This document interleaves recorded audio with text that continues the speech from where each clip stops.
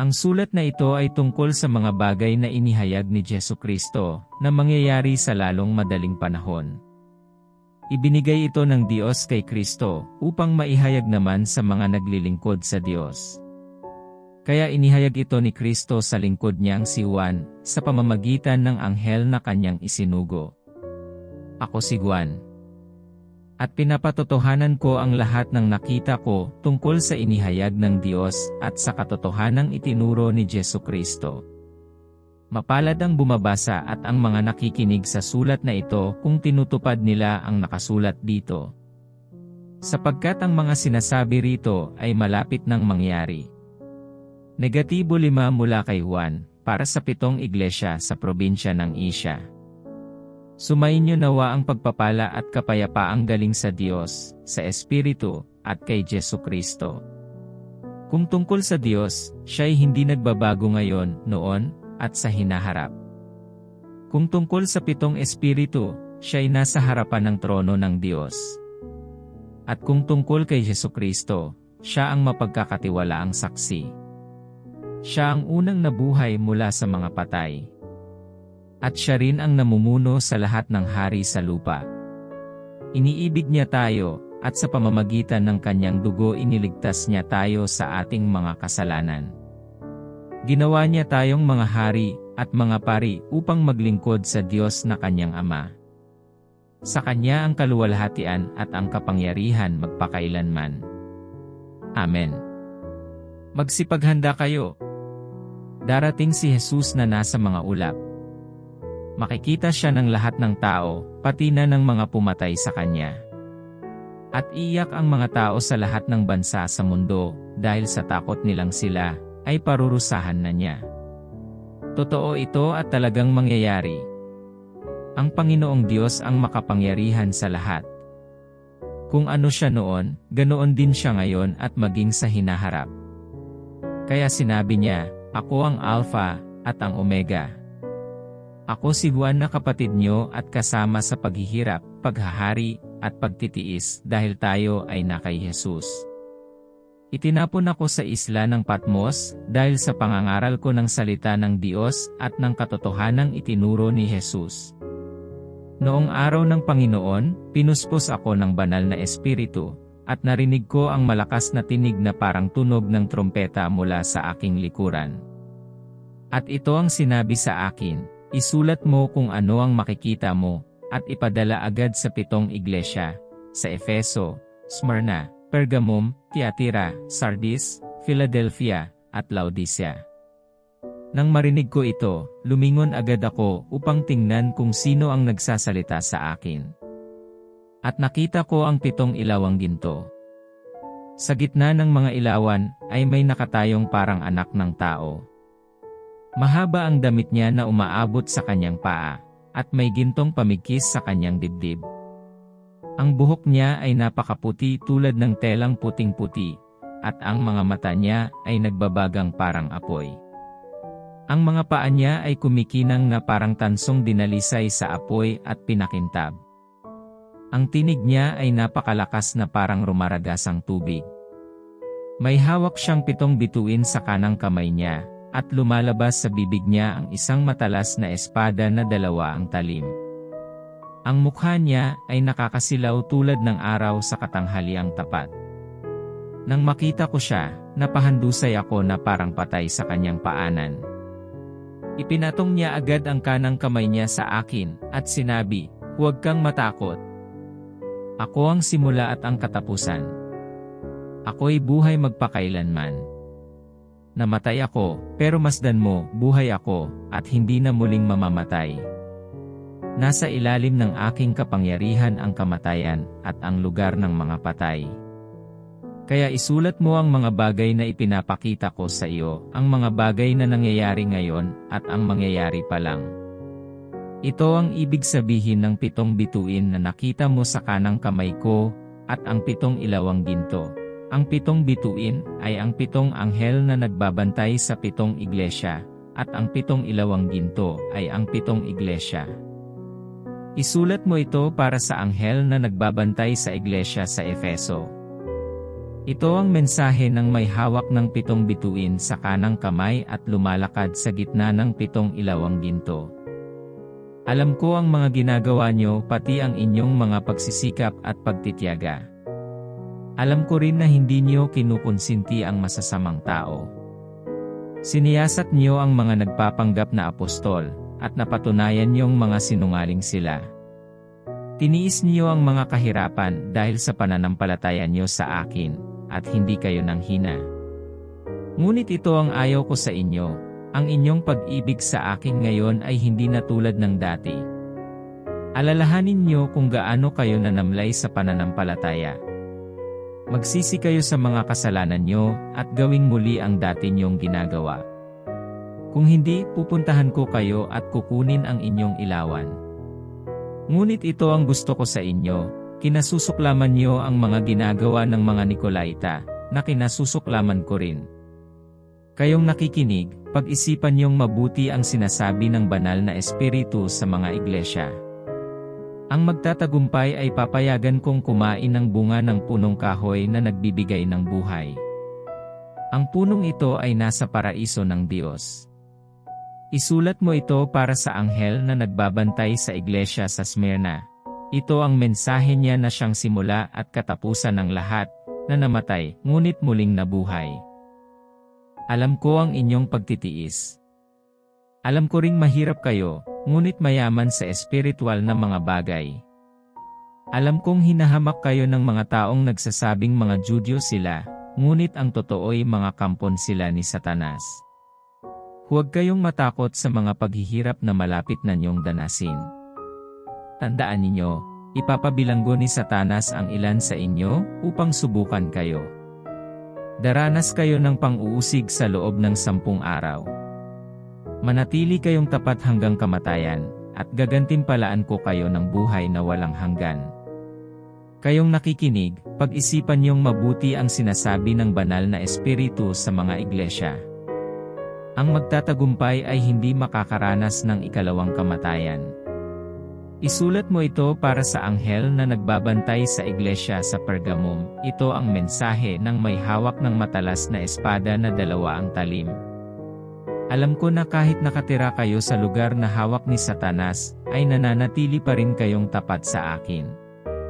Sapagkat hindi kayo tumalikod sa pananampalataya niyo sa akin, kahit noong patayin si Antipas na tapat kong saksi riyan sa lugar niyo na tirahan ni Satanas.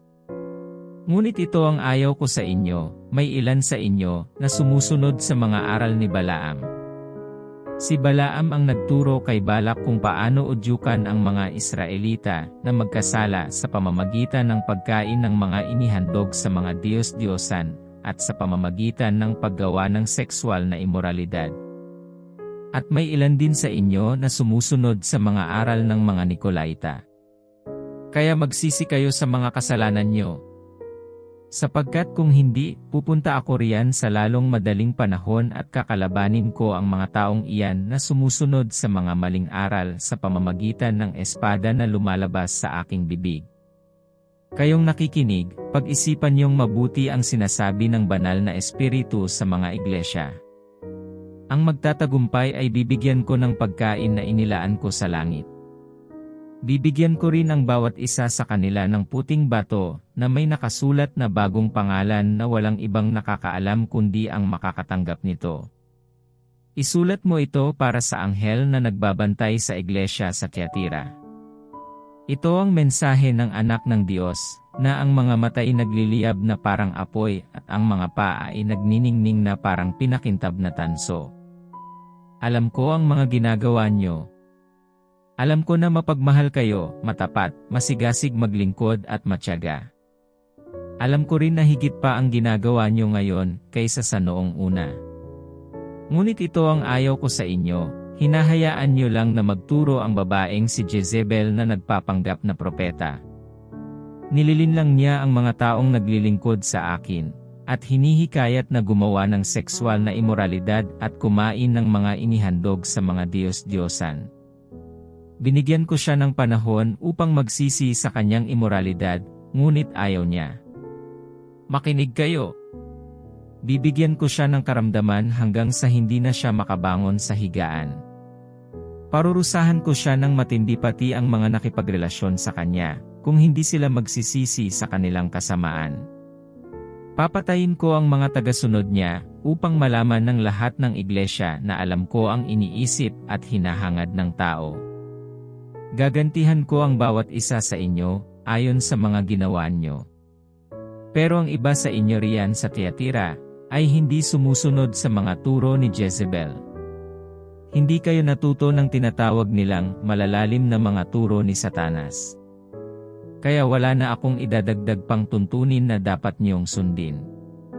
Ipagpatuloy na lang niyo ang inyong katapatan sa akin hanggang sa pagdating ko.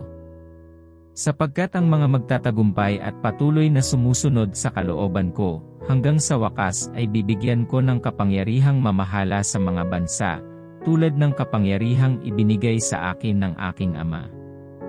Mamamahala sila sa pamamagitan ng kamay na bakal at dudurugin nila ang mga bansa gaya ng pagdurog sa palayok. At ibibigay ko rin sa kanila ang tala sa umaga. Kayong nakikinig, pag-isipan niyong mabuti ang sinasabi ng banal na espiritu sa mga iglesia.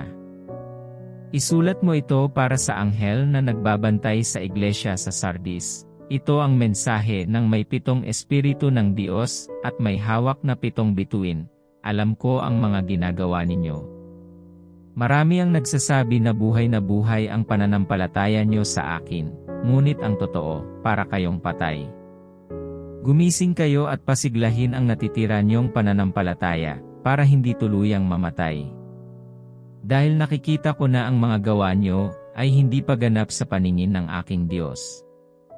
Kaya alalahanin nyo ang mga aral na tinanggap nyo. Sundin niyo ang mga iyon at pagsisihan ang inyong mga kasalanan.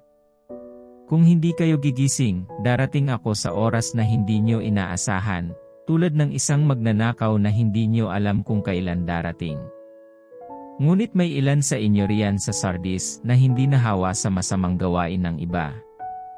Lalakad silang kasama ko na nakasuot ng puting damit dahil karapat-dapat sila. Ang magtatagumpay ay bibihisan ng puting damit at hindi ko aalisin ang pangalan niya sa aklat na listahan ng mga taong binigyan ng buhay na walang hanggan. Ipapakilala ko sila sa aking Ama, at sa kanyang mga anghel na sila ay mga tagasunod ko. Kayong nakikinig, pag-isipan niyong mabuti ang sinasabi ng banal na espiritu sa mga iglesia. Isulat mo ito para sa anghel na nagbabantay sa iglesia sa Philadelphia. Ito ang mensahe ng banal at mapagkakatiwalaan na may hawak ng susi ng kaharian ni David. Kapag binuksan niya ang pinto ng kaharian, walang makapagsasara nito. At kapag isinara niya, wala sinumang makapagbubukas nito. Alam ko ang mga ginagawa niyo. Kahit kakaunti ang inyong kakayahan, sinunod niyo ang mga turo ko at naging tapat kayo sa akin. Kaya nagbukas ako ng pintuan para sa inyo na walang sinumang makapagsasara. Makinig kayo. Ito naman ang gagawin ko sa mga kampo ni Satanas na mga sinungaling at nagpapanggap na mga Judyo. Paluluhurin ko sila sa harapan nyo at malalaman nila na mahal ko kayo. Darating ang matinding kahirapan sa buong mundo na susubok sa mga tao. Ngunit dahil sinunod niyo ang utos ko na magtiis, ililigtas ko kayo sa panahong iyon. Malapit na akong dumating. Kaya ipagpatuloy niyo ang mabubuti niyong gawa upang hindi maagaw ng kahit sino ang gantimpalang inihanda para sa inyo. Ang magtatagumpay ay gagawin kong parang haligi sa bahay ng aking Diyos, at hindi na siya aalis doon.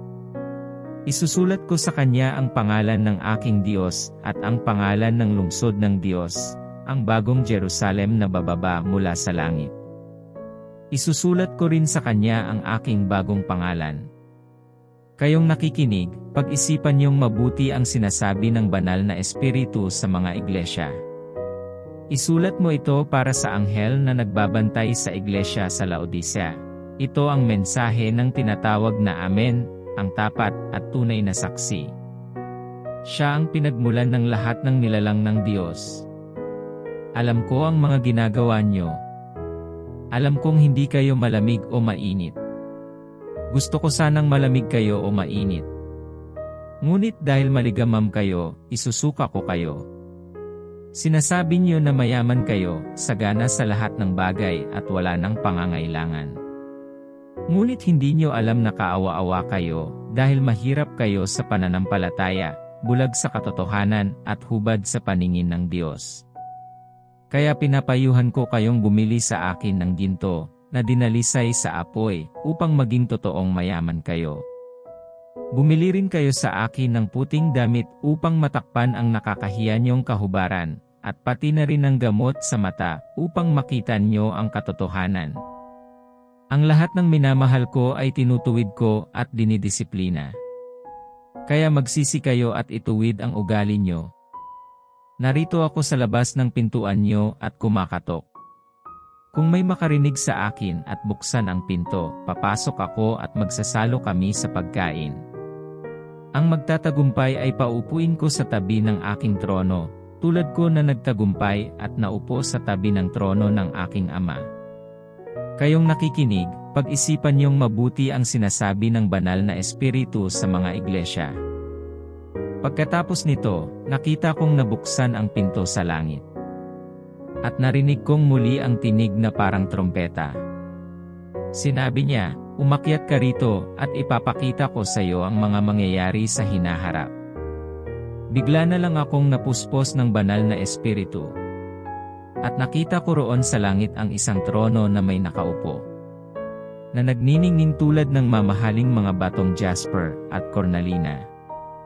At nakapaikot sa trono ang bahagharing kakulay ng batong esmeralda.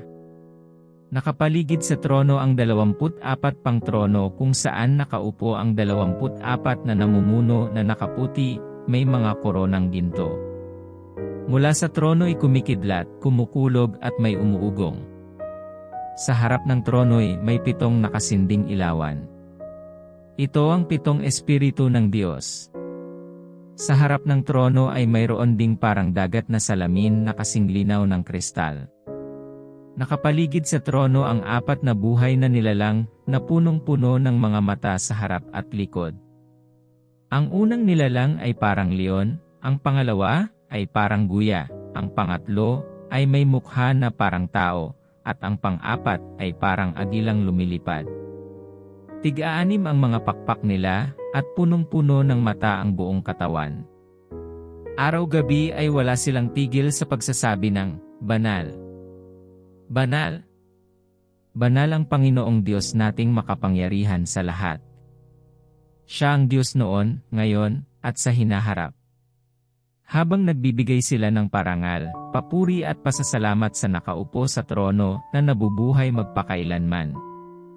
Lumuluhod at sumasamba sa kanya ang 24 na namumuno. Iniaalay nila ang mga korona nila sa harap ng trono, at sinasabi, "Karapat-dapat po kayo, Panginoon naming Diyos, na tumanggap ng parangal, papuri at kapangyarihan, dahil kayo ang lumikha sa lahat ng bagay. At ginawa niyo ang mga ito ayon sa inyong kagustuhan." Pagkatapos nito, nakita ko ang nakarolyong kasulatan na hawak-hawak ng nakaupo sa trono sa kanang kamay niya. May nakasulat sa magkabilang panig nito, at may 7 selyo para hindi mabuksan. At nakita ko ang isang makapangyarihang anghel na sumisigaw, "Sino ang karapat-dapat na magtanggal ng mga selyo, at nang mabuksan ang kasulatang ito?" Pero walang isa man sa langit, sa lupa, o sa ilalim ng lupa, na makapagbukas ng kasulatan upang mabasa ang nakasulat doon. Umiyak ako ng labis, dahil walang natagpo ang karapat-dapat na magbukas at bumasa ng kasulatang iyon. Sinabi sa akin ng isa sa mga namumuno, "Huwag kang umiyak, dahil si Jesus na tinaguri ang leon mula sa lahi ni Juda, ang anak ni David, ay nagtagumpay at karapat-dapat siyang magtanggal ng 7 selyo upang mabuksan ang kasulatan." Pagkatapos, nakita ko ang isang tupa na mukhang pinatay, pero nakatayo na sa pagitan ng mga namumuno at ng tronong napapaligiran ng 4 na buhay na nilalang. Mayroon itong 7 sungay at 7 mata, na siyang 7 Espiritu ng Diyos na isinugo sa lahat ng lugar sa mundo. Lumapit ang tupa sa trono at kinuha niya ang kasulatan sa kanang kamay ng nakaupo roon. Nang kunin niya iyon, lumuhod sa harap ng tupa ang 4 na buhay na nilalang at ang 24 na namumuno at sumamba sa kanya. Ang bawat isa sa kanila ay may hawak na gintong sisidlan na puno ng insenso, na siyang panalangin ng mga pinabanal. May alpa rin silang tinutugtog. At umaawit sila ng bagong awit na ito, "Kayo po ang karapat-dapat na kumuha ng kasulatan, at magtanggal ng mga selyo nito, dahil kayo ay pinatay, at sa pamamagitan ng inyong dugo ay tinubos niyo ang mga tao para sa Diyos." Ang mga taong ito ay mula sa bawat angkan, wika, lahi, at bansa. Ginawa niyo silang mga hari at mga pari upang maglingkod sa ating Diyos. At maghahari sila sa mundo. Nakita ko at narinig ang tinig ng libo-libo at milyon-milyong mga anghel na nakapaligid sa trono, sa 4 na buhay na nilalang at sa 24 na namumuno. Umaawit sila ng malakas. Ang tupang pinatay ay karapat-dapat tumanggap ng kapangyarihan, kayamanan, karunungan, kalakasan, karangalan, kaluwalhatian at kapurihan. At narinig ko ang lahat ng nilalang sa langit, sa lupa, sa ilalim ng lupa, at sa dagat na umaawit, ibigay sa nakaupo sa trono, at sa tupa ang kapurihan, kaluwalhatian, karangalan, at kapangyarihan magpakailanman. Sumagot ang 4 na buhay na nilalang, "Amen." At lumuhod ang mga namumuno at sumamba. Nakita kong tinanggal ng tupa ang una sa 7 selyo ng nakarolyong kasulatan. At narinig kong nagsalita sa tinig na parang kulog ang isa sa 4 na buhay na nilalang, "Halika," ang sabi niya. Nang tumingin ako, nakita ko ang isang puting kabayo. Ang nakasakay sa kabayo ay may hawak na pana. Binigyan siya ng korona. At umalis siya upang lumusob at magtagumpay sa pakikipagdigma. Nang tanggalin ng tupa ang 2 selyo, narinig kong sinabi ng 2 buhay na nilalang, "Halika." At lumitaw ang isang pulang kabayo. Ang nakasakay ay binigyan ng malaking espada at kapangyarihan upang magpasimula ng digmaan sa mundo at magpatayan ang mga tao. Nang tanggalin ng tupa ang 3 selyo, narinig kong sinabi ng 3 buhay na nilalang, "Halika." At nakita ko ang isang itim na kabayo. Ang nakasakay ay may hawak na timbangan. May narinig akong parang tinig mula sa 4 na buhay na nilalang. At sinabi sa nakasakay sa kabayo, "Itaas mo ang presyo ng pagkain." Ang presyo ng 1 kilo ng harinang trigo ay dapat 1 araw na sahod, at ganoon din ang presyo ng 3 kilo ng harinang sebada. Pero huwag itaas ang presyo ng langis at alak. Nang tanggalin ng tupa ang 4 na selyo, narinig kong sinabi ng 4 na buhay na nilalang, "Halika." At nakita ko ang isang maputlang kabayo. Ang pangalan ng nakasakay ay Kamatayan, at kasunod nito ang Hades. Binigyan sila ng kapangyarihang patayin ang 4 na bahagi ng populasyon ng mundo sa pamamagitan ng digmaan, gutom, sakit at mababangis na hayop. Nang tanggalin ng tupa ang 5 selyo, nakita ko sa ilalim ng altar ang kaluluwa ng mga taong pinatay dahil sa tapat na pangangaral nila ng salita ng Diyos.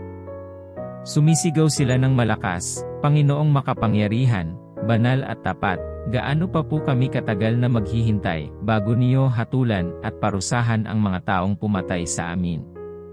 Bawat isa sa kanila ay binigyan ng puting damit at sinabihang maghintay ng kaunti pang panahon, hanggang sa mabuo ang bilang ng kanilang mga kapatid at kapwa naglilingkod sa Diyos na papatayin ding tulad nila.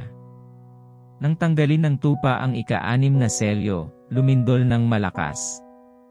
Nagdilim ang araw na kasing itim ng damit panluksa, at pumula ang buwan na kasimpula ng dugo.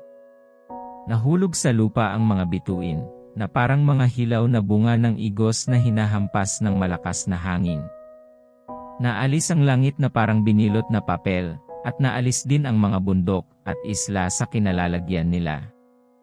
Nagtago sa mga kuweba at sa malalaking bato sa kabundukan ang mga hari, mga namumuno, mga opisyal ng mga kawal, mga mayayaman, mga makapangyarihan, at ang lahat ng klase ng tao, alipin man o hindi. Sinabi nila sa mga bundok at mga bato, "Tabunan niyo kami at itago upang hindi namin makita ang mukha ng nakaupo sa trono, upang makaligtas kami sa galit ng tupa." Sapagkat dumating na ang araw na parurusahan nila ang mga tao, at walang sinumang makakapigil sa kanila. Pagkatapos nito, nakita ko ang 4 na anghel na nakatayo sa 4 na sulok ng mundo. Pinipigil nila ang 4 na hangin upang walang hanging umihip sa lupa, sa dagat o sa alinmang punong kahoy. At nakita ko ang isa pang anghel na galing sa silangan na taglay ang pantatak ng buhay na Diyos. Sumigaw siya sa 4 na anghel na binigyan ng Diyos ng kapangyarihang maminsala sa lupa at dagat. Sinabi niya, "Huwag muna niyong pinsalain ang lupa, ang dagat o ang mga punong kahoy hanggat hindi pa natin nataatakan sa noo ang mga lingkod ng ating Diyos." Ayon sa narinig ko, 144,000 ang lahat ng tinatakan mula sa 12 lahi ng Israel. 12,000 mula sa lahi ni Juda. 12,000 mula sa lahi ni Reuben. 12,000 mula sa lahi ni Gad.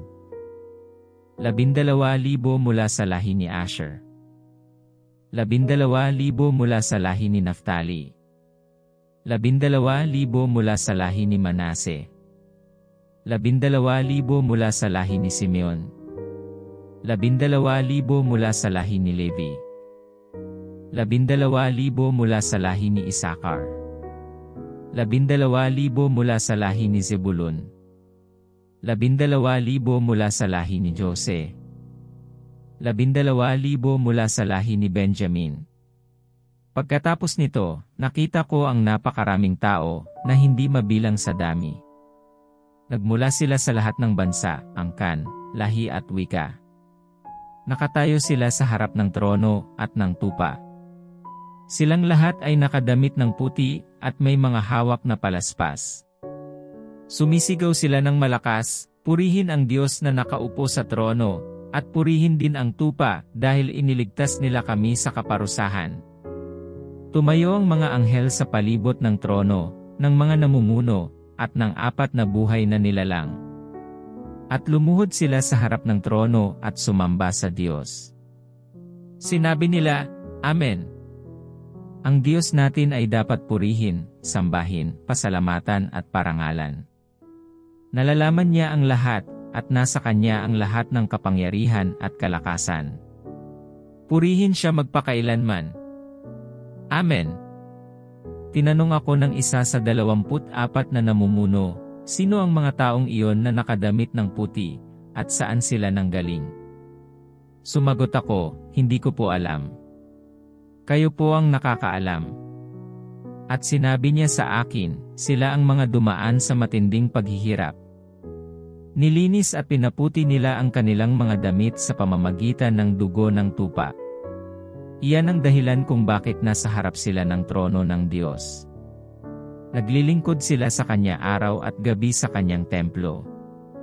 At ang Diyos mismo na nakaupo sa Kanyang trono ang siyang kumakalinga sa kanila. Hindi na sila magugutom o mauuhaw pang muli. At hindi na rin mabibilad sa init o mapapaso sa sinag ng araw.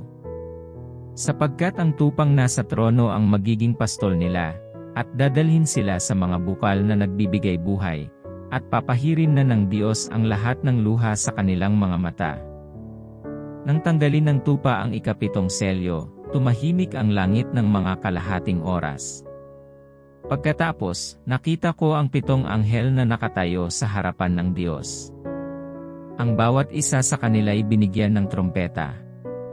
May isa pang anghel na lumapit sa altar, dala ang isang gintong lalagyan ng insenso. Binigyan siya ng maraming insenso para maisama niya sa mga dalangin ng lahat ng mga pinabanal ng Diyos at maihandog sa gintong altar sa harap ng trono. Mula sa kamay ng anghel ay pumailan lang sa harap ng Diyos ang usok ng insenso, kasama ang mga panalangin ng mga pinabanal. Pagkatapos, kumuha ang anghel ng mga baga sa altar, at pinuno ang lalagyan ng insenso, at inihagis sa lupa. At bigla namang kumidlat, kumulog, umugong at lumindol. Nakahanda na ang 7 anghel upang patunugin ang kanilang trompeta. Nang patunugin ng unang anghel ang kanyang trompeta, umulan ng yelo at apoy na may halong dugo. Nasunog ang 3 bahagi ng lupa, ang 3 bahagi ng mga kahoy at ang lahat ng damo. Nang patunugin ng 2 anghel ang kanyang trompeta, bumagsak sa dagat ang parang malaking bundok na nagliliyab. At naging dugo ang 3 bahagi ng dagat. Namatay ang 3 bahagi ng mga nabubuhay sa dagat, at nawasak ang 3 bahagi ng bilang ng mga sasakyang pandagat. Nang patunugin ng 3 anghel ang kanyang trompeta, nahulog mula sa langit ang isang malaking bituing nagliliyab na parang sulo, at tumama sa 3 bahagi ng mga ilog at mga bukal. Ang pangalan ng bituin ay Mapait. Kaya pumait ang 3 bahagi ng tubig, at maraming tao ang namatay nang makainom ng tubig na iyon. Nang patunugin ng 4 na anghel ang kanyang trompeta, napinsala ang 3 bahagi ng araw, ang 3 bahagi ng buwan, at ang 3 bahagi ng mga bituin, kaya nabawasan ang mga liwanag nito. Nawala ang 3 bahagi ng liwanag sa araw at sa gabi. Pagkatapos, nakita ko ang isang agila na lumilipad sa himpapawid at sumisigaw ng malakas, nakakaawa. Kawawang-kawawa ang mga nakatira sa lupa kapag pinatunog na ng 3 pang anghel ang mga trompeta nila. Nang patunugin ng 5 anghel ang kanyang trompeta, nakita ko ang isang bituin mula sa langit na nahulog sa lupa. At ibinigay sa kanya ang susi sa pintuan ng kailaliman. At nang buksan niya ito, lumabas ang makapal na usok na parang galing sa malaking horno. Kaya dumilim ang mundo dahil natakpan ng usok ang araw. At mula sa usok, naglabasan ang mga balang at kumalat sa lupa. Binigyan sila ng kapangyarihang manakit tulad ng alakdan. Ngunit pinagbawalan silang maminsala ng mga damo o anumang halaman at puno, kundi ng mga tao lang na walang tatak ng Diyos sa kanilang noo. Pinagbawalan din silang patayin ang mga taong ito, kundi pahirapan lang sa loob ng 5 buwan. Ang hapdi ng kagat nila ay katulad ng kagat ng alakdan. Kaya sa loob ng 5 buwan, mas gugustuhin pa ng mga tao na mamatay, ngunit hindi ito mangyayari kahit gustuhin man nila. Ang mga balang ay parang mga kabayong nakahanda sa digmaan. May nakapatong sa mga ulo nila na parang koronang ginto. Ang mga mukha nila ay parang mukha ng tao. Mahaba ang buhok nila tulad ng sa mga babae, at ang ngipin nila ay parang ngipin ng leon. Ang dibdib nila ay natatakpan ng parang pananggalang na bakal, at ang tunog ng pakpak nila ay parang ingay ng mga karwaheng hinihila ng mga kabayo na sumusugod sa labanan. Ang buntot nilang tulad ng sa alakdan ay may kapangyarihang manakit sa mga tao sa loob ng 5 buwan. May haring namumuno sa kanila ang anghel na nagbukas ng pintuan sa kailaliman. Ang pangalan niya sa wikang Hebreo ay Abaddon, at Apollyon naman sa wikang Griego. Tapos na ang unang nakakatakot na pangyayari, ngunit may 2 pang darating. Nang patunugin ng 6 na anghel ang kanyang trompeta, narinig ko ang isang tinig mula sa mga sulok ng gintong altar na nasa harapan ng Diyos. Sinabi ng tinig sa 6 na anghel na may trompeta, "Pakawalan mo na ang 4 na anghel na nakagapos doon sa malaking ilog ng Euphrates." Kaya pinakawalan ang 4 na anghel na yon. Inihanda sila noon pa para sa oras na yon upang patayin ang 3 bahagi ng sangkatauhan. Narinig ko na ang bilang ng mga hukbo nilang nakasakay sa kabayo ay 200 milyon. At nakita ko sa pangitain ko ang mga kabayo at ang mga sakay nito. Ang mga nakasakay ay may mga pananggalang na pula na tulad ng apoy, asul na tulad ng sapiro, at dilaw na tulad ng asupre. Ang ulo ng mga kabayo ay parang ulo ng leon at sa bibig nila ay may lumalabas na apoy, usok at asupre. At sa pamamagitan ng 3 salot na ito ang apoy, usok at asupre namatay ang 3 bahagi ng mga tao. Ang kapangyarihan ng mga kabayo ay nasa bibig at buntot nila. Ang buntot nila ay may mga ulo na parang mga ahas, at ito ang ginagamit nila sa pananakit ng mga tao. Ngunit ang mga tao na natitirang buhay ay ayaw pa ring tumalikod sa mga Diyos-Diyos ang ginawa nila. Patuloy pa rin sila sa pagsamba sa masasamang espiritu, at mga rebultong yari sa ginto, pilak, tanso, bato, at kahoy. Ang mga rebultong ito ay hindi nakakakita, hindi nakakarinig, at hindi nakakalakad. Hindi rin sila nagsisi sa kanilang pagpatay, pangkukulam, sexual na imoralidad at pagnanakaw. Pagkatapos nito, isa na namang makapangyarihang anghel ang nakita ko, bumababa siya mula sa langit. Nababalot siya ng mga ulap at may bahaghari sa kanyang ulo. Ang mukha niya ay nagliliwanag tulad ng araw at ang mga paa niya ay parang nagliliyab na apoy. May hawak siyang maliit na kasulatang nakabukas. Itinuntong niya sa dagat ang kanang paa niya at sa lupa naman ang kaliwa. Sumigaw siya ng malakas na parang atungal ng leon at tinugon naman siya ng dagundong ng 7 kulog. Isusulat ko na sana ang sinabi ng 7 kulog, ngunit may nagsalita sa akin mula sa langit, ilihim mo ang sinabi ng 7 kulog. Huwag mong isulat. Itinaas ng anghel na nakatayo sa dagat at sa lupa, ang kanang kamay niya sa langit. At nanumpa sa Diyos na nabubuhay magpakailanman, na siyang lumikha ng langit, lupa at dagat, at ng lahat ng naroon. Sinabi ng anghel, hindi na magtatagal ang panahon. Kapag pinatunog na ng ika-7 anghel ang kanyang trompeta, matutupad na ang lihim na plano ng Diyos ayon sa sinabi ng mga propeta na kanyang lingkod.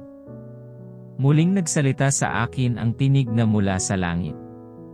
Sinabi niya, pumunta ka sa anghel na nakatayo sa dagat at sa lupa, at kunin mo sa kamay niya ang nakabukas na kasulatan. Kaya lumapit ako sa anghel at hiningi ko ang kasulatang iyon. Sinabi niya sa akin, narito, kunin mo at kainin. Matamis ito na parang pulot sa bibig mo, ngunit magiging mapait sa tiyan mo. Kinuha ko ang kasulatan sa kamay niya at kinain. Kasintamis nga ito ng pulot sa aking bibig, ngunit nang malunok ko na ay naging mapait sa aking tiyan. Pagkatapos, may nagsabi sa akin, kailangang ipahayag mong muli ang mensahe ng Diyos tungkol sa iba't ibang tao, bansa, wika at hari. Pagkatapos nito, binigyan ako ng isang panukat na parang tungkod at sinabi sa akin, sukatin mo ang templo ng Diyos at ang altar, at bilangin mo ang mga taong sumasamba roon. Pero huwag mong sukatin ang labas ng templo, dahil inilaan iyan para sa mga taong hindi kumikilala sa Diyos. Sila ang mga taong sisira sa banal na lungsod ng Jerusalem sa loob ng 42 buwan.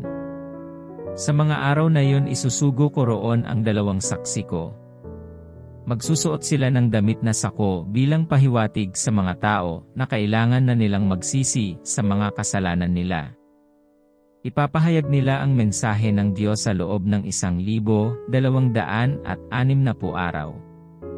Ang 2 saksing ito ay ang 2 punong olibo at 2 ilawan sa harap ng Panginoon ng buong mundo. Kung may magtangkang manakit sa 2 ito, may apoy na lalabas sa bibig nila at masusunog ang kanilang kaaway. Ganyan papatayin ang sinumang magtangkang manakit sa kanila. May kapangyarihan silang pigilin ang ulan, upang hindi umulan habang nagpapahayag sila ng mensahe ng Diyos. May kapangyarihan din sila na gawing dugo ang mga tubig, at magpadala ng lahat ng uri ng salot sa mundo anumang oras na gustuhin nila. Pagkatapos nilang ipahayag ang mensahe ng Diyos, makikipaglaban sa kanila ang halimaw na galing sa kailaliman. Tatalunin at papatayin sila ng halimaw. Ang bangkay nila ay pababayaan sa lansangan ng tanyag na lungsod, ang lugar na pinagpakuan sa krus ng kanilang Panginoon. Ito rin ang lungsod na tinaguri ang Sodom at Egipto. Sa loob ng 3.5 araw, ang bangkay nila ay panonoorin ng mga tao mula sa iba't ibang lahi, angkan, wika at bansa, at hindi sila papayag na ilibing ang mga ito. Matutuwa ang mga tao sa buong mundo dahil sa pagkamatay ng 2 propeta. Magdiriwang sila at magbibigayan ng mga regalo, dahil namatay na ang dalawang iyon na nagpahirap sa mga tao sa mundo. Ngunit pagkalipas ng 3.5 araw, muli silang binuhay ng Diyos. Bumangon sila, at ganoon na lang ang takot ng lahat ng nakakita sa kanila. Narinig ng dalawa ang malakas na tinig mula sa langit, "Umakyat kayo rito." At habang tinitingnan sila ng mga kaaway nila, pumapaitaas sila sa langit sakay ng ulap. Nang oras din iyon, lumindol ng napakalakas. Nawasak ang 10 bahagi ng lungsod, at 7,000 ang namatay. Natakot ang natirang mga tao, kaya pinuri nila ang Diyos sa langit. Natapos na ang 2 nakakatakot na pangyayari, ngunit susunod pa ang 3. Nang patunugin ng 7 anghel ang kanyang trompeta, may narinig akong malalakas na tinig mula sa langit na nagsasabi, "Maghahari na ngayon sa buong mundo ang ating Panginoon at ang Kristo na kanyang pinili. At maghahari siya magpakailanman." At ang 24 na namumuno na nakaupo sa mga trono nila, ay lumuhod at sumamba sa Diyos. Sinabi nila, "Panginoong Diyos na makapangyarihan sa lahat. Kayo po ang Diyos noon, at kayo rin ang Diyos ngayon. Nagpapasalamat kami sa inyo, dahil ginamit niyo na ang inyong kapangyarihan. At nagsimula na kayong maghari ngayon sa mundo. Galit na galit ang mga taong hindi kumikilala sa inyo. Dahil dumating na ang panahon upang parusahan niyo sila. Panahon na upang hatulan niyo ang mga patay. At bigyan ng gantimpala ang inyong mga lingkod, mga propeta, mga pinabanal. At ang lahat ng may takot sa inyo, dakila man o hindi. At panahon na rin upang lipulin ang mga namumuksa sa mundo." Pagkatapos, binuksan ang templo ng Diyos doon sa langit, at naroon sa loob ang kahon ng kasunduan. Kumidlat, kumulog, umugong, lumindol at umulan ng yelo na parang mga bato. Pagkatapos nito, isang kagilagilalas na bagay ang nagpakita sa langit. Nakita ko ang isang babaeng nadaramitan ng araw at nakatuntong sa buwan. May korona siya sa ulo, na may 12 bituin. Manganganak na siya, kaya dumadaing siya dahil sa matinding sakit. May isa pang kagilagilalas na bagay akong nakita sa langit, isang malaking pulang dragon na may 7 ulo at 10 sungay na may korona sa bawat ulo. Tinangay ng buntot niya ang 3 bahagi ng mga bituin sa langit at itinapon sa lupa. Tumayo ang dragon sa harap ng babaeng manganganak na upang lamunin ang sanggol sa oras na isilang ito. At nanganak nga ang babae ng isang sanggol na lalaki na siyang maghahari sa lahat ng bansa, sa pamamagitan ng kamay na bakal. Hindi nakain ng dragon ang sanggol, dahil inagaw agad ang sanggol at dinala sa Diyos doon sa kanyang trono. Ang babae naman ay tumakas sa ilang, sa isang lugar na inihanda ng Diyos para sa kanya, upang maalagaan siya roon sa loob ng 1,260 araw. Pagkatapos nito, nagkaroon ng digmaan sa langit. Si Mikael at ang mga kasama niyang mga anghel ay nakipaglaban sa dragon. At lumaban din ang dragon at ang kanyang mga anghel. Ngunit natalo ang dragon at ang kanyang mga anghel, at pinalaya sila mula sa langit. Kaya itinaboy ang malaking dragon ang ahas noong unang panahon na tinatawag na Diablo, o Satanas na nanlilinlang sa mga tao sa buong mundo. Itinapon siya sa lupa, kasama ang kanyang mga anghel. Pagkatapos, narinig ko ang malakas na tinig mula sa langit na nagsasabi, "Dumating na ang pagliligtas ng Diyos sa mga tao. Ipinapakita na niya ang kanyang kapangyarihan bilang hari at ang otoridad ni Kristo na kanyang pinili. Sapagkat pinalayas na mula sa langit ang umaakusa sa ating mga kapatid sa harap ng Diyos araw at gabi. Ngunit natalo na siya ng ating mga kapatid sa pamamagitan ng dugo ng tupa at ng katotohanang ipinangangaral nila. Hindi sila takot na ialay ang kanilang buhay alang-alang sa kanilang pananampalataya. Kaya magalak kayo, kayong nakatira sa kalangitan. Pero nakakaawa kayong mga nakatira sa lupa at dagat dahil itinapon na riyan sa inyo si Satanas. Galit na galit siya dahil alam niyang kakaunti na lang ang natitirang panahon para sa kanya. Nang makita ng dragon na itinapon na siya sa lupa, tinugis niya ang babaeng nanganak ng sanggol na lalaki. Ngunit binigyan ang babae ng 2 pakpak na tulad sa malaking agila upang makalipad sa isang lugar sa ilang na inihanda para sa kanya. Doon siya alagaan sa loob ng 3.5 taon, malayo at ligtas sa dragon. Dahil dito, nagbuga ang dragon ng maraming tubig, parang baha, upang tangayin ang babae. Pero tinulungan ng lupa ang babae. Bumitak ito ng malalaki, at hinigop ang tubig na galing sa bibig ng dragon. Lalo pang nagalit ang dragon kaya nilusob niya ang iba pang mga anak ng babae. Ito'y walang iba kundi ang mga taong sumusunod sa mga utos ng Diyos at sa mga katotohanang itinuro ni Jesus. At tumayo ang dragon sa tabi ng dagat. Pagkatapos, may nakita akong halimaw na umaahon sa dagat. 7 ang ulo nito at 10 ang sungay. Bawat sungay nito ay may korona, at sa bawat ulo naman ay may nakasulat na pangalang lumalapastangan sa Diyos. Ang halimaw ay parang leopardo, at may mga paang katulad ng sa oso. Ang bibig niya ay parang bibig ng leon. Ibinigay ng dragon sa halimaw ang kanyang kapangyarihan at trono upang maging malawak ang kapangyarihan nito. Nakita kong isa sa mga ulo ng halimaw ay parang pinatay, ngunit gumaling na ang matinding sugat nito. Kaya humanga sa halimaw ang mga tao sa buong mundo at naging tagasunod sila nito. Sinamba nila ang dragon dahil siya ang nagbigay ng kapangyarihan sa halimaw. Sinamba rin nila ang halimaw, at sinabi, wala nang makakatulad sa halimaw. Walang makakalaban sa kanya. Hinayaan ng Diyos na magsalita ang halimaw ng kalapastanganan, laban sa kanya, at maghari sa loob ng 42 buwan. Nagsalita siya ng kalapastanganan, laban sa Diyos, laban sa pangalan ng Diyos, sa kanyang tahanan, at sa lahat ng nakatira sa langit. Hinayaan din ang halimaw na makipaglaban, at talunin ang mga pinabanal ng Diyos. At binigyan din siya ng kapangyarihang maghari sa lahat ng tao sa mundo, anumang angkan, lahi, wika, bansa. Sasambahin siya ng lahat ng tao sa mundo na ang mga pangalan ay hindi nakasulat sa aklat na listahan ng mga taong binigyan ng buhay na walang hanggan. Bago pa man likhain ng mundo, ang mga pangalan nila ay hindi na nakasulat sa aklat na ito na hawak ng tupang pinatay. Kayong nakikinig, pag-isipan niyong mabuti ang mga bagay na ito. Ang sinumang itinakdang dakpin ay dadakpin. At ang sinumang itinakdang mamatay sa espada ay mamamatay sa espada.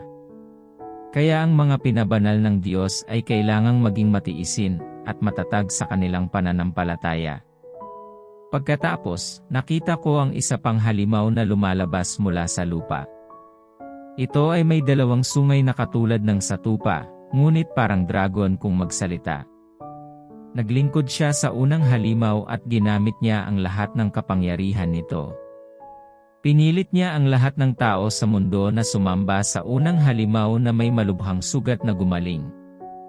Gumawa ng kagilagilalas na mga himala ang pangalawang halimaw tulad ng pagpapaulan ng apoy mula sa langit. Ginawa niya ito upang ipakita sa mga tao ang kanyang kapangyarihan. At dahil sa mga himalang ito na ipinagawa sa kanya ng unang halimaw, nalinlang niya ang mga tao. Inutusan niya ang mga tao na gumawa ng imahen ng unang halimaw na malubhang nasugatan ng espada, ngunit nabuhay pa.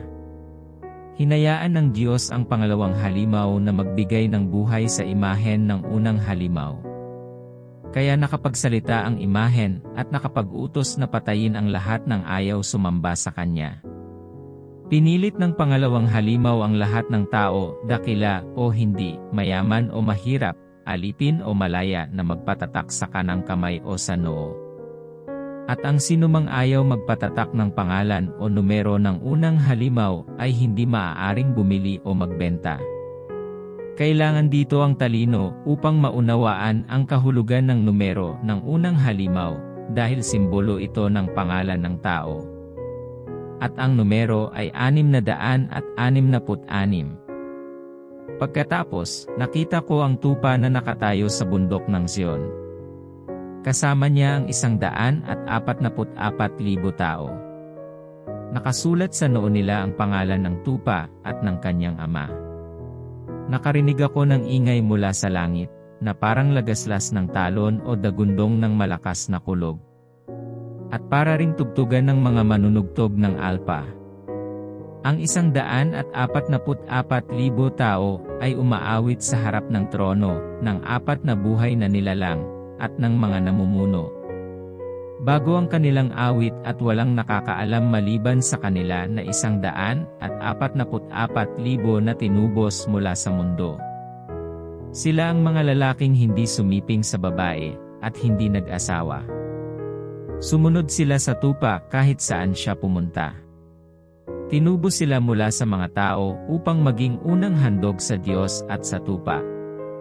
Hindi sila nagsinungaling kailanman at wala silang anumang kapintasan. At nakita ko ang isa pang anghel na lumilipad sa himpapawid. Dala niya ang walang kupas na magandang balita upang ipangaral sa mga tao sa buong mundo, sa lahat ng bansa, angkan, wika, at lahi. Ito ang isinisigaw niya, matakot kayo sa Diyos. At purihin niyo siya, dahil dumating na ang oras na hahatulan niya ang lahat. Sambahin niyo ang Diyos na lumikha ng langit, lupa, dagat at mga bukal. Kasunod namang lumipad ang pangalawang anghel na sumisigaw, bumagsak na. Bumagsak na ang dakilang lungsod ng Babilonya. Ang mga mamamayan nito ang humikayat sa mga tao sa buong mundo na sumunod sa imoralidad nila na kinamumuhian ng Diyos.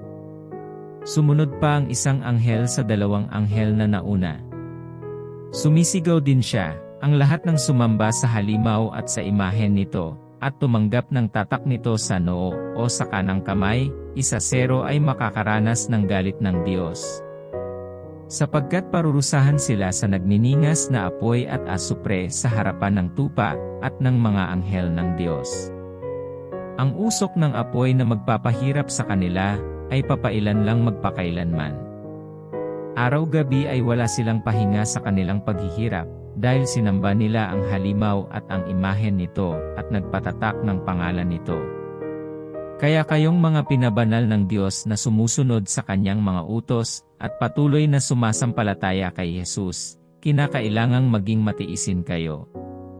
Pagkatapos, may narinig akong tinig mula sa langit na nagsasabi, isulat mo ito, mapalad ang mga taong namatay na naglilingkod sa Panginoon. Mula ngayon, makakapagpahinga na sila sa mga paghihirap nila, dahil tatanggapin na nila ang gantimpala para sa mabubuti nilang gawa. At ito ay pinatotohanan mismo ng banal na Espiritu. Pagkatapos, nakakita ako ng maputing ulap na may nakaupong parang tao. May gintong korona siya, at may hawak na isang matalim na karit. At may isa pang anghel na lumabas mula sa templo, at sumigaw sa nakaupo sa ulap, gamitin mo na ang karit mo, dahil panahon na ito ng pag-aani. Hinog na ang aanihin sa lupa. Kaya ginapas na ng nakaupo sa ulap ang aanihin sa lupa. Nakita ko ang isa pang anghel na lumabas sa templo roon sa langit, at may karit din siyang matalim. At mula sa altar ay lumabas ang isa pang anghel. Siya ang anghel na namamahala sa apoy doon sa altar. Sumigaw siya sa anghel na may matalim na karit, gamitin mo na ang karit mo, at anihin mo na ang mga ubas sa lupa, dahil hinog na. Kaya inani niya ito at inilagay doon sa malaking pisaan ng ubas. Ang pisaang iyon ay ang parusa ng Diyos. Pinisa ang mga ubas sa labas ng lungsod, at umagos mula sa pisaan ang dugo na bumaha ng hanggang 300 kilometro ang layo, at 1 dipa ang lalim. Isa pang kagilagilalas na pangitain ang nakita ko sa langit. May 7 anghel doon na may dalang 7 pang salot. Iyon ang panghuling mga salot na ipapadala ng Diyos bilang parusa sa mga tao. At nakita ko ang parang dagat na kasing linaw ng kristal na may nagliliyab na apoy. Nakatayo roon ang mga nagtagumpay laban sa halimaw at sa imahen nito. Hindi sila nagpatatak ng numero na simbolo ng pangalan ng halimaw na iyon. May hawak silang mga alpa na ibinigay sa kanila ng Diyos. Umaawit sila ng awit ni Moises na lingkod ng Diyos, na siya ring awit ng tupa. Ito ang awit nila, Panginoong Diyos na makapangyarihan sa lahat. Kahanga-hanga ang inyong mga gawa. Hari kayo ng lahat ng bansa. Ang mga pamamaraan niyo ay makatarungan at tama. Sino ang hindi matatakot at hindi magpupuri sa inyo? Kayo lang ang banal. Lalapit at sasamba sa inyo ang mga tao sa lahat ng bansa.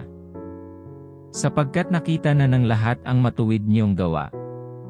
Pagkatapos nito, nakita ko na bumukas ang templo sa langit, ang toldang sambahan, kung saan nakalagay ang kautusan.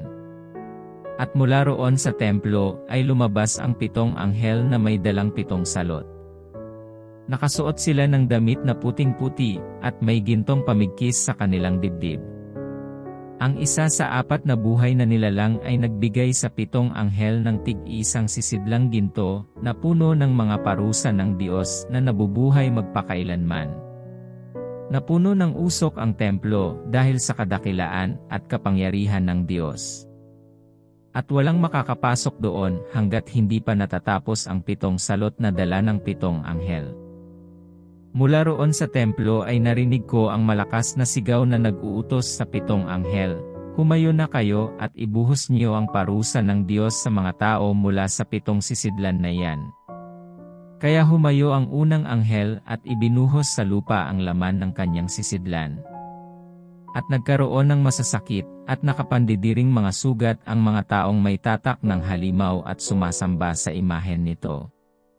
Ibinuhos ng ikalawang anghel ang laman ng kanyang sisidlan sa dagat, at ang dagat ay naging parang dugo ng patay na tao. At namatay ang lahat ng nilalang sa dagat. Pagkatapos, ibinuhos ng ikatlong anghel ang laman ng kanyang sisidlan sa mga ilog at mga bukal, at naging dugo ang lahat ng mga ito. Narinig kong sinabi ng anghel na katiwala sa tubig, "Makatarungan po kayo, Panginoon. Kayo ang Diyos noon at kayo rin ang Diyos magpahanggang ngayon. Banal kayo, at matuwid ang pagpaparusa niyong ito sa mga tao. Pinadanak nila ang dugo ng mga pinabanal at ng inyong mga propeta, kaya dugo rin ang ipainom niyo sa kanila. Ito ang nararapat na ganti sa kanila." At narinig ko na may sumagot sa altar, "Panginoong Diyos na makapangyarihan sa lahat, tama at matuwid ang pagpaparusa niyo sa mga tao." Ibinuhos ng ika-4 na anghel ang laman ng kanyang sisidlan sa araw, at naging mainit na mainit ang sikat ng araw kaya napaso ang mga tao. Pero kahit na napaso ang mga tao, hindi pa rin sila nagsisi sa mga kasalanan nila. Hindi rin nila pinapurihan ang Diyos, sa halip ay nilapastangan nila ang Diyos na nagpadala ng salot na iyon sa kanila. Ibinuhos ng ika-5 anghel ang laman ng kanyang sisidlan sa trono ng halimaw, at nagdilim ang buong kaharian nito. Napakagatlabi ang mga tao dahil sa hirap na dinaranas nila. Hindi pa rin nila pinagsisihan ang mga kasamaan nila, sa halip ay nilapastangan nila ang Diyos ng kalangitan dahil sa mga sakit at sugat na tinitiis nila. Ibinuhos ng ika-6 na anghel ang laman ng kanyang sisidlan sa malawak na ilog ng Euphrates. Natuyo ang ilog upang makadaan doon ang hari mula sa silangan. At nakita kong lumabas mula sa bunganga ng dragon, ng halimaw, at ng huwad at sinungaling na propeta, ang 3 masasamang espiritu na parang mga palaka. Iyon ang mga demonyong gumagawa ng mga kababalaghan. Pumunta sila sa mga hari sa buong mundo, upang tipunin sila para sa pakikipaglaban sa Diyos pagdating ng dakilang araw na itinakda ng Diyos na makapangyarihan sa lahat. Negatibo 16 na ang lugar na pinagtipunan sa kanila, at sa kanilang mga sundalo, ay tinatawag na Armageddon sa wikang Hebreo. Pero sinabi ng Panginoon, "Makinig kayong mabuti. Darating ako na tulad ng magnanakaw dahil walang nakakaalam. Mapalad ang taong nagbabantay at hindi naghuhubad ng kanyang damit, upang sa pagdating ko ay hindi siya lalakad na hubad at hindi mapapahiya sa mga tao." Ibinuhos ng ikapitong anghel ang laman ng kanyang sisidlan sa hangin. At may narinig akong sumisigaw mula sa trono sa templo, naganap na ang lahat. Pagkatapos, kumidlat, kumulog, umugong at lumindol ng napakalakas. Walang ganoong kalakas na lindol sa buong kasaysayan ng tao. Iyon ang pinakamalakas sa lahat. Ang dakilang lungsod ng Babylonia ay nahati sa tatlo at ang mga lungsod sa lahat ng bansa ay nawasak. Tinupad ng Diyos ang sinabi niya tungkol sa mga taong nakatira sa lungsod ng Babylonia, kaya dumating na sa kanila ang parusa ng Diyos, dahil sa matinding galit niya. Naglaho ang lahat ng isla at naglaho rin ang mga bundok. Inulan ng mga tao ng malalaking tipak ng yelo na tumitimbang ng 50 kilo bawat tipak. At nilait ng mga tao ang Diyos dahil sa matinding salot na iyon. Pagkatapos, lumapit sa akin ang isa sa 7 anghel na may sisidlan at sinabi, "Halika, ipapakita ko sa iyo ang pagpaparusa sa sikat na babaeng bayaran." Ang babaeng ito ay ang malaking lungsod na itinayo malapit sa maraming tubig.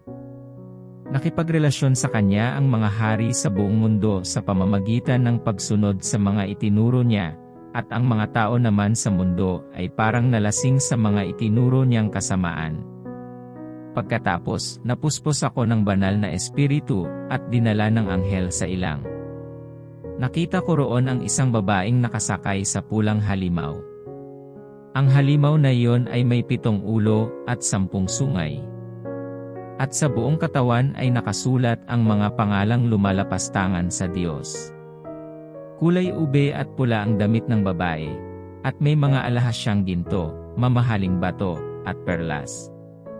May hawak siyang gintong tasa na puno ng kasamaan at karumihan niya dahil sa kanyang sexual na imoralidad. Nakasulat sa noo niya ang pangalang ito na may lihim na kahulugan, ang sikat na lungsod ng Babylonia, ang ina ng lahat ng babaeng bayaran at ng lahat ng kasamaan sa buong mundo. At nakita kong lasing ang babaeng iyon sa dugo ng mga pinabanal ng Diyos na ipinapatay niya dahil sa pagsunod nila kay Jesus. Namangha ako nang makita ko siya. Pero sinabi sa akin ng anghel, "Huwag kang mamangha. Sasabihin ko sa iyo ang lihim na kahulugan ng babae, at ng halimaw na sinasakyan niya, na may 7 ulo at 10 sungay. Ang halimaw na nakita mo ay buhay noon, pero patay na ngayon. Pero muli siyang lalabas mula sa kailaliman, at agad namang mapupunta sa walang hanggang kapahamakan.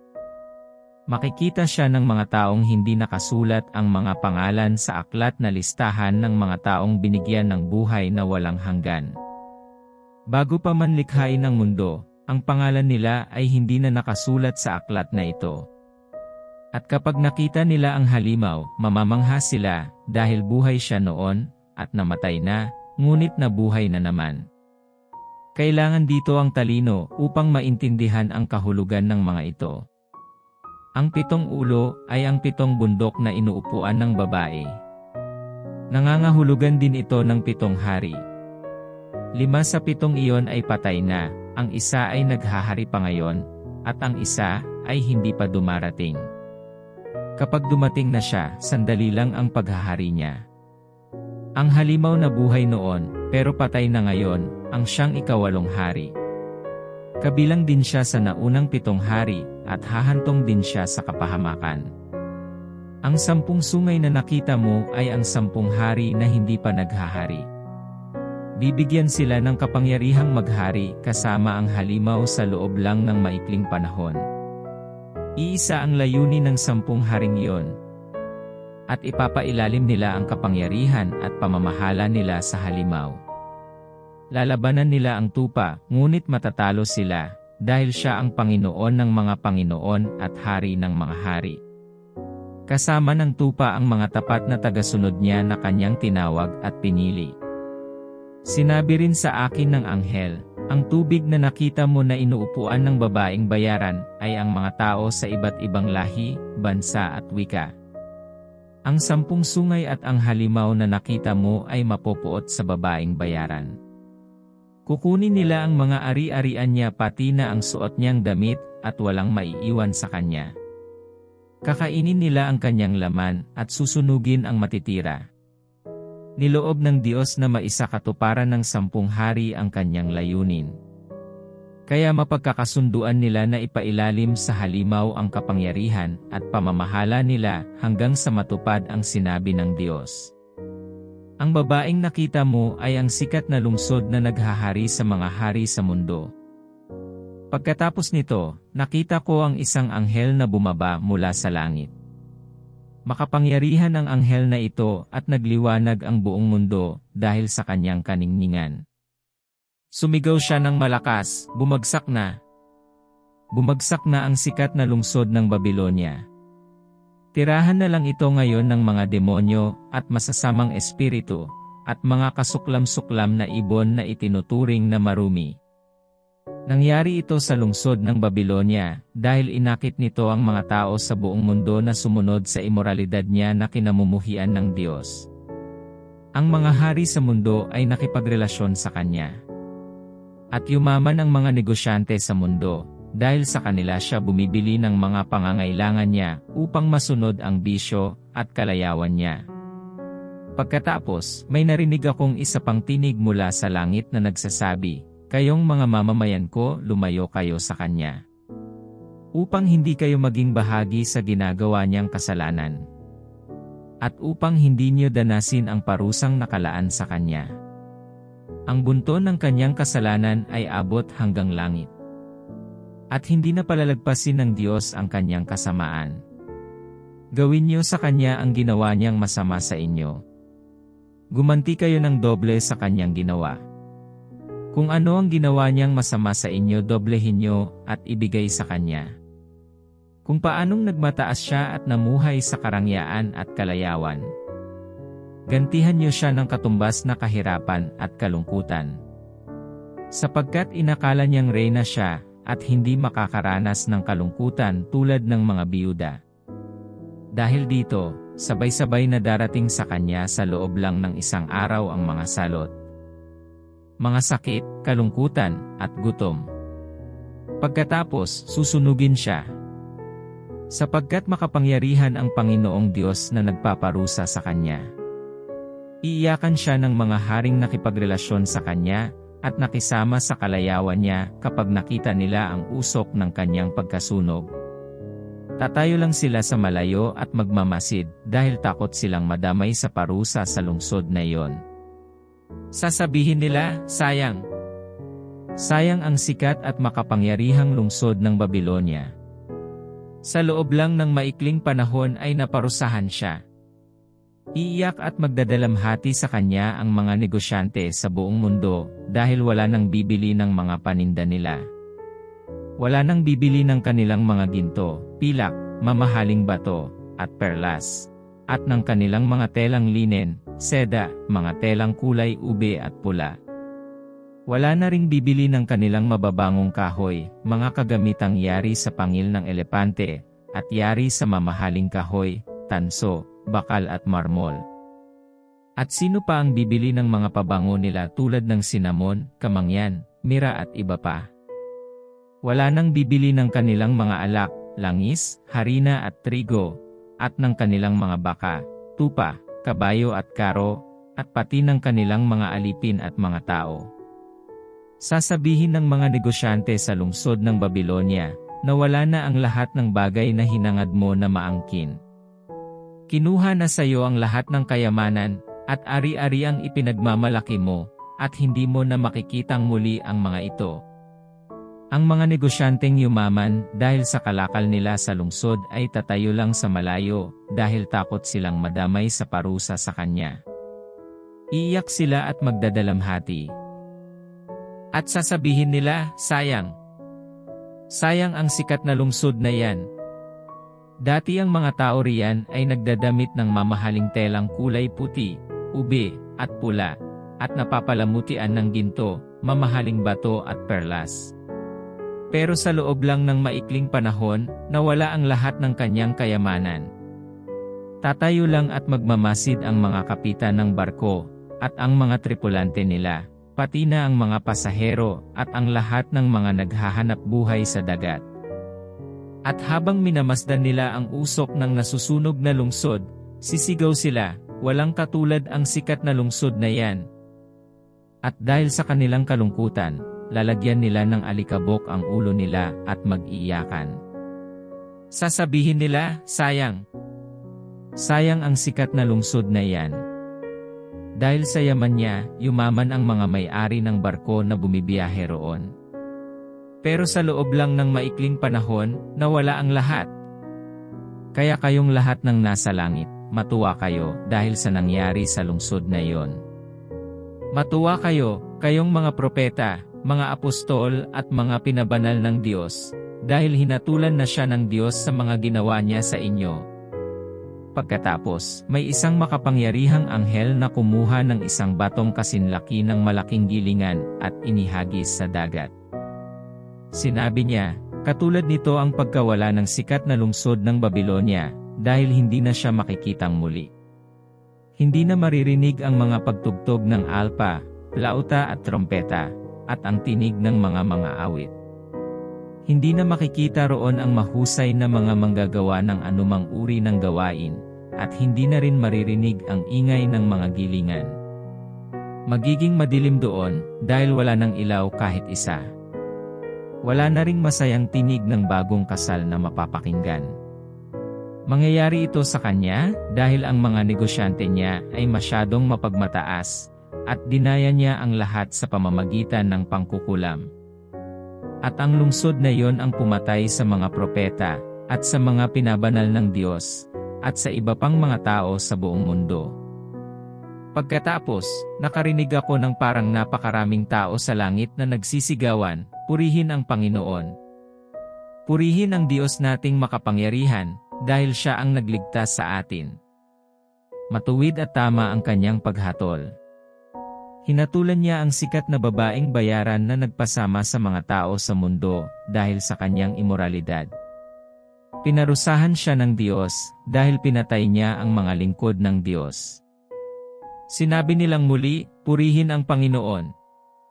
Ang usok ng nasusunog na lungsod ay papailan lang magpakailanman.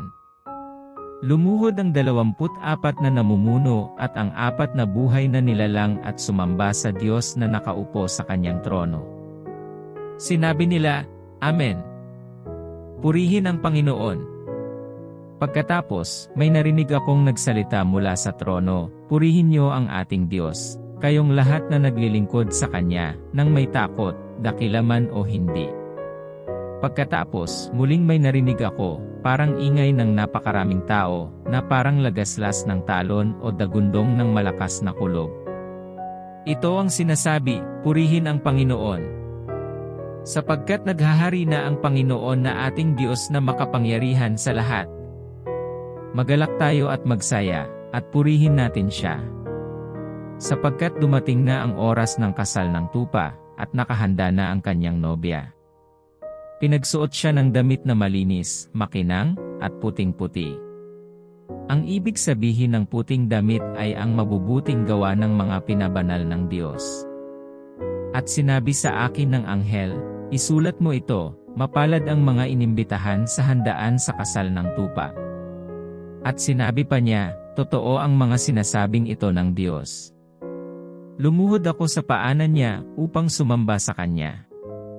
Pero sinabi niya sa akin, huwag mo akong sambahin. Sapagkat alipin din ako ng Diyos, tulad mo at ng mga kapatid mong nagpapahayag ng katotohanang itinuro ni Jesus. Ang Diyos ang sambahin mo. Sapagkat ang mga katotohanang itinuro ni Jesus ay siyang buod ng mga sinabi at isinulat ng mga propeta. Pagkatapos, nakita kong nabuksan ang langit at may puting kabayo na nakatayo roon. Ang nakasakay ay tinatawag na tapat at totoo. Sapagkat matuwid siyang humatol at makipagdigma. Parang nagniningas na apoy ang mga mata niya at marami ang mga korona niya sa ulo. May nakasulat na pangalan sa kanya, na siya lang ang nakakaalam kung ano ang kahulugan. Ang suot niyang damit ay inilubog sa dugo. At ang tawag sa kanya ay Salita ng Diyos. Sinusundan siya ng mga sundalo mula sa langit. Nakasakay din sila sa mga puting kabayo, at ang mga damit nila ay malinis at puting-puti. Mula sa bibig niya ay lumalabas ang matalas na espada na gagamitin niyang panlupig sa mga bansa. At pamamahalaan niya sila sa pamamagitan ng kamay na bakal. Ipapakita niya sa kanila ang matinding galit ng Diyos na makapangyarihan sa lahat. Sa damit at sa hita niya ay may nakasulat, Hari ng mga hari at Panginoon ng mga Panginoon. Pagkatapos, nakita ko ang isang anghel na nakatayo sa araw. Sumigaw siya sa mga ibong lumilipad sa himpapawid, Halikayo! Magtipon kayo para sa malaking handaan ng Diyos. Halikayo! Kainin niyo ang laman ng mga hari, mga general, mga kawal, mga nakasakay sa kabayo, pati na ang laman ng kanilang mga kabayo. Kainin niyo ang laman ng lahat ng tao, alipin man o hindi, hamak man o dakila. Pagkatapos, nakita ko ang halimaw at ang mga hari sa mundo kasama ang kanilang mga kawal. Nagtipon sila upang labanan ang nakasakay sa puting kabayo at ang kanyang mga sundalo mula sa langit. Ngunit dinakip ang halimaw. Dinakip din ang huwad at sinungaling na propeta na gumagawa ng mga himala para sa halimaw. Ang mga himalang ito ang ginamit niya upang dayain ang mga taong may tatak ng halimaw at sumasamba sa imahen nito. Silang dalawa ay itinapon ng buhay sa lawang apoy na may nagliliyab na asupre. Pinatay ang mga sundalo nila sa pamamagitan ng espadang lumabas sa bibig ng nakasakay sa puting kabayo. At ang mga ibon ay nagsawa sa kakakain ng kanilang bangkay. Pagkatapos nito, may nakita akong anghel na bumababa mula sa langit. May hawak siyang susi ng kailaliman, at may malaki siyang kadena. Dinakip niya ang dragon, ang ahas noong unang panahon na tinatawag na Diablo o Satanas, at saka iginapos ng kadena sa loob ng 1,000 taon. Inihulog siya ng anghel sa kailaliman, saka isinara at sinusyan, at tinatakan pa ang pintuan nito upang walang mangahas na magbukas. Ikinulong siya upang hindi makapandaya ng mga tao sa iba't ibang bansa sa loob ng 1,000 taon. Pero pagkatapos ng 1,000 taon, pakakawalan siya sa loob ng maikling panahon. Pagkatapos, may nakita akong mga trono, at ang mga nakaupo roon ay binigyan ng karapatang humatol. Nakita ko rin ang kaluluwa ng mga taong pinugutan ng ulo, dahil sa pangangaral nila tungkol kay Jesus, at dahil sa pagpapahayag nila ng salita ng Diyos. Ang mga ito ay hindi sumamba sa halimaw o sa imahen nito, at hindi tumanggap ng tatak nito sa noo o kanang kamay nila. Binuhay sila at binigyan ng karapatang maghari na kasama ni Kristo sa loob ng 1,000 taon. Ito ang unang pagkabuhay ng mga patay. Ang ibang mga patay ay sakalang bubuhayin pagkatapos ng 1,000 taon. Mapalad at banal ang mga kabilang sa unang pagkabuhay ng mga patay. Walang kapangyarihan sa kanila ang ikalawang kamatayan. Magiging mga pari sila ng Diyos at ni Kristo, at maghaharing kasama niya sa loob ng 1,000 taon. Pagkatapos ng 1,000 taon, pakakawalan si Satanas mula sa kanyang bilangguan. Lalabas siya at dadayain ang mga bansa sa buong mundo, na tatawaging Gog at Magog. Titipunin sila ni Satanas at isasama sa pakikipagdigma sa mga mananampalataya. At ang matitipon niyang mga sundalo ay kasindami ng buhangin sa tabing dagat na hindi kayang bilangin. Kakalat sila sa buong mundo, at paliligiran nila ang kampo ng mga banal at ang pinakamamahal na lungsod. Pero paulanan sila ng Diyos ng apoy mula sa langit at mamamatay silang lahat. At si Satanas na dumaya sa kanila ay itatapon sa lawang apoy at asupre, na siya ring pinagtapunan ng halimaw at ng huwad at sinungaling na propeta. Magkakasama silang parurusahan at pahihirapan araw-gabi magpakailanman. Pagkatapos, nakita ko ang malaki at puting trono ang nakaupo roon. Ang langit at ang lupa ay biglang naglaho at hindi na nakita. At nakita ko ang mga namatay, tanyag at hindi, na nakatayo sa harap ng trono. Binuksan ang mga aklat, pati na ang aklat na listahan ng mga taong binigyan ng buhay na walang hanggan. At ang bawat isa sa kanila ay hinatulan ayon sa ginawa nila na nakasulat sa mga aklat na iyon. Kahit sa dagat sila namatay o sa lupa, naglabasan sila mula sa lugar ng mga patay. At hinatulan ang lahat ayon sa mga ginawa nila. At ang sinumang hindi nakasulat ang pangalan sa aklat na listahan ng mga taong binigyan ng buhay na walang hanggan ay itinapon sa lawang apoy. Pagkatapos, itinapon din doon ang kamatayan, at ang Hades, ang parusang ito sa lawang apoy ay ang ikalawang kamatayan. Pagkatapos nito, nakita ko ang bagong langit at ang bagong lupa. Naglaho na ang dating langit at lupa, pati na rin ang dagat. At nakita ko ang banal na lungsod, ang bagong Jerusalem, na bumababa mula sa langit galing sa Diyos.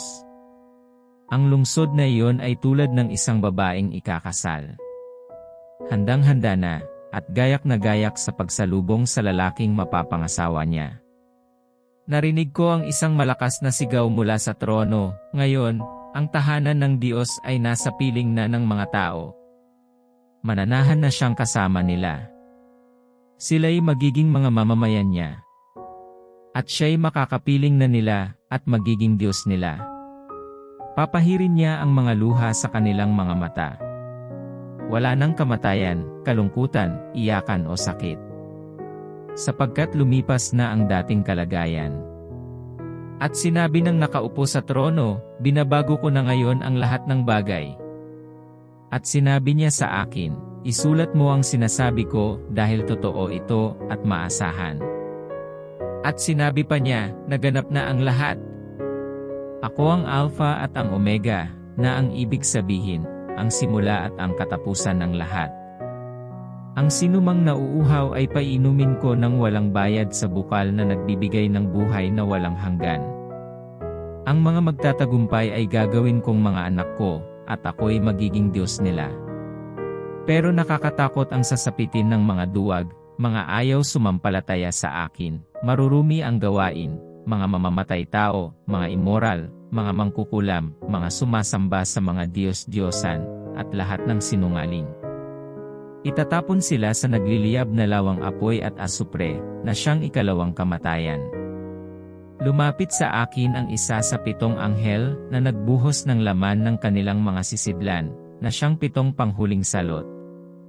Sinabi niya, halika, ipapakita ko sa iyo ang babaeng ikakasal sa tupa. Napuspos agad ako ng banal na espiritu, at dinala ako ng anghel sa tuktok ng napakataas na bundok. At ipinakita niya sa akin ang banal na lungsod, ang bagong Jerusalem, na bumababa mula sa langit galing sa Diyos. Nakakasilaw itong tingnan dahil sa kapangyarihan ng Diyos, at kumikislap na parang mamahaling batong jasper na kasing linaw ng kristal. Ang lungsod ay napapalibutan ng mataas at matibay na pader, na may 12 pintuan, at bawat pintuan ay may tagapagbantay na anghel. Nakasulat sa mga pintuan ang pangalan ng 12 lahi ng Israel. 3 ang pinto sa bawat panig ng pader, 3 sa silangan, 3 sa hilaga, 3 sa timog, at 3 sa kanluran. Ang pader ay may 12 pundasyong bato, at nakasulat doon ang 12 pangalan ng mga apostol ng tupa. Ang anghel na nakikipag-usap sa akin, ay may dalang panukat na ginto, upang sukatin ang lungsod, pati na ang mga pinto, at mga pader nito. Kwadrado ang sukat ng lungsod. Pareho ang haba, at ang luwang 2,400 kilometro. Ganoon din ang taas nito. Sinukat din niya ang pader, 64 metro ang taas nito. Ang panukat na ginamit ng anghel ay katulad din ng panukat na ginagamit ng tao. Ang pader ay yari sa batong jasper. Ang lungsod naman ay yari sa purong ginto na kasing linaw ng kristal. Ang pundasyon ng pader ay napapalamutyan ng sari-saring mamahaling bato, una, jasper, ikalawa, safiro, ikatlo, kalsedonia, ika-4, esmeralda.